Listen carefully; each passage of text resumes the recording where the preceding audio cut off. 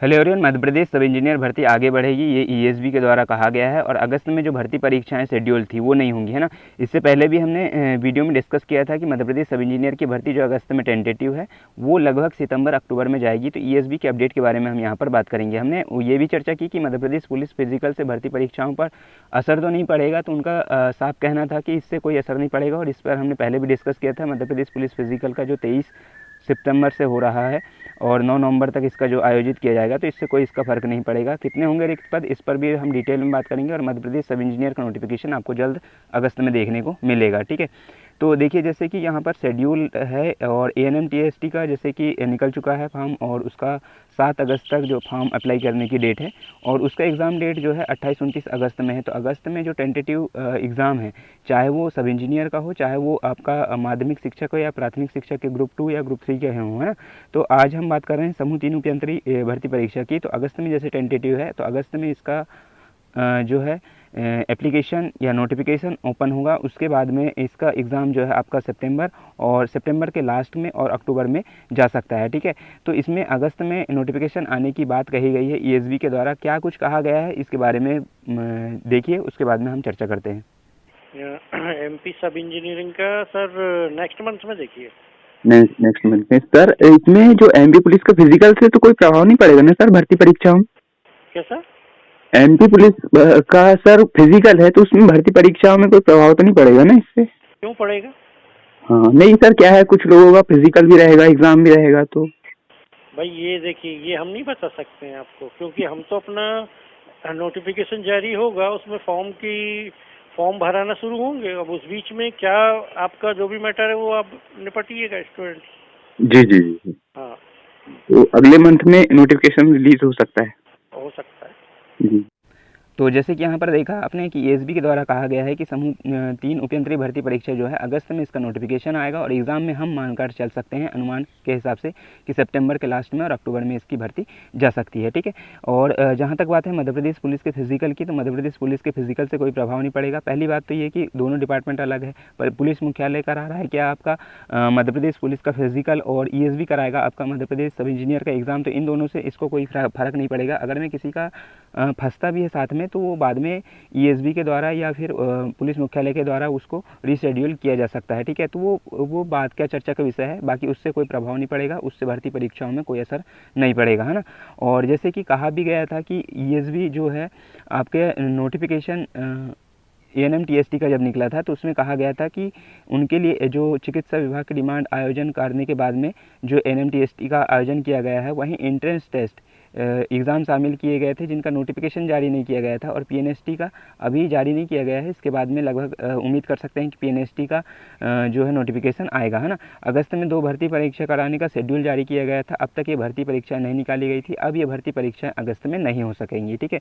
तो अगस्त में भर्ती परीक्षाओं का होने का कोई औचित्य ही नहीं है, होगी ही नहीं, क्योंकि साकेत मालवी जो ईएसबी के डायरेक्टर हैं, उन्होंने भी कहा था कि जो हम तय शेड्यूल से, हमारी कोशिश है कि परीक्षाओं का आयोजन समय से किया जाएगा। जून में 2 परीक्षाएं आयोजित किया गया था, प्रयास रहेगा कि जुलाई की परीक्षा जो अगस्त में कर ली जाए। तो जुलाई की परीक्षा क्या थी, एक एएनएम टीएसटी थी, तो उसकी भी एग्ज़ाम जो है अगस्त में करा लिया जाएगा, जैसे कि साकेत मालवी डायरेक्टर हैं जो ईएसबी के, उनके द्वारा कहा गया था। कई बार इन्होंने कहा कि कई बार विभागों से सहमति मिलने में देरी हो जाती है, इसलिए टेंटेटिव मंथ दिया जाता है, और टेंटेटिव मंथ जो है आगे बढ़ सकता है ना।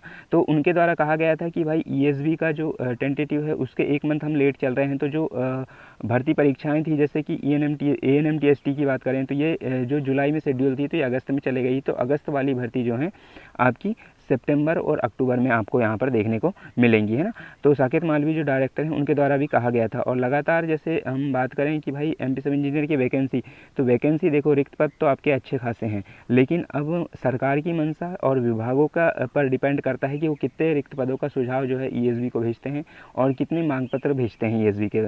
जैसे अलग अलग जो विभागों के द्वारा, जैसे लोक निर्माण विभाग के द्वारा भी सहायक यंत्री सिविल के रिक्त पदों की जानकारी और इसमें सब इंजीनियर पद के रिक्त पदों की जानकारी उपलब्ध कराने के बारे में भी जो है मई जून के महीने में पत्र भेजा गया था ना। और नगर विकास एवं आवास के में हमने बात करी थी कि इंजीनियर में पहले से कमी है और दो निकायों का प्रभार जो है आपको जो है देखने को मिल रहा है एक इंजीनियर के ऊपर। तो यहाँ पर सब इंजीनियर के जैसे कि यहाँ पर देख पा रहे होंगे, स्थिति यह है कि सब इंजीनियर को दो नगरीय निकाय का जिम्मा दिया जा रहा है। नगरीय निकाय में सब इंजीनियर और सहायक यंत्री, असिस्टेंट इंजीनियर, कार्यालयीन यंत्री का भार देना पड़ रहा है। यानी सब इंजीनियर को आपका एई का भार देना पड़ रहा है, एई को एग्जीक्यूटिव इंजीनियर का भार देना पड़ रहा है। इस प्रकार से कमी है तो उनको इस प्रकार से पूरा करा जा रहा है। ठीक है, तो इनको भी जो है भर्ती की गई थी। मध्य प्रदेश राजपत्र की अगर हम बात करें उसके प्रकाशन में, तो उनमें भी सब इंजीनियर के पद और जो असिस्टेंट इंजीनियर के पद हैं वो भी, जैसे असिस्टेंट इंजीनियर के जो हैं 50% पद भरने की बात कही गई थी। 95% सिविल के उपयंत्री जो सब इंजीनियर हैं, 558 के पद लगभग इनके पद भरने की बात कही गई थी। अगर में इतने पद निकल जाते हैं ना, इतने पद निकल जाते हैं तो हमको अच्छी खासी वैकेंसी या रिक्त पद देखने को मिलेंगे। और लास्ट टाइम भी जब जैसे अलग अलग न्यूज़पेपर में दिया गया था कि जल संसाधन में इतने पद खाली हैं, तो इतने पद सब इंजीनियर के नहीं हैं, लेकिन ये से देखो सब इंजीनियर आता है, असिस्टेंट इंजीनियर आता है, एग्जीक्यूटिव इंजीनियर आता है, उसमें फिर चतुर्थ श्रेणी के कुछ पद रहते हैं, फिर उसमें ड्राफ्टमैन रहता है, टाइम कीपर रहता है। तो इन सभी चीज़ों के जो है इसमें जो है पद रहते हैं। जैसे नगरीय विकास एवं आवास में, PWD में, इसमें टेक्निकल जो रहते हैं, सब इंजीनियर हो चाहे टाइम कीपर, ड्राफ्टमैन, और सभी के पद जो हैं खाली हैं। तो इनके पदों के भी जो हैं आसार हैं कि अच्छे खासे अगर मैं रिक्त पदों की जो ESB को मांग पत्र में अच्छे खासे पद दे दें तो आपको अच्छे खासे पद यहाँ पर 800 से 1000 देखने को मिल सकते हैं, है ना।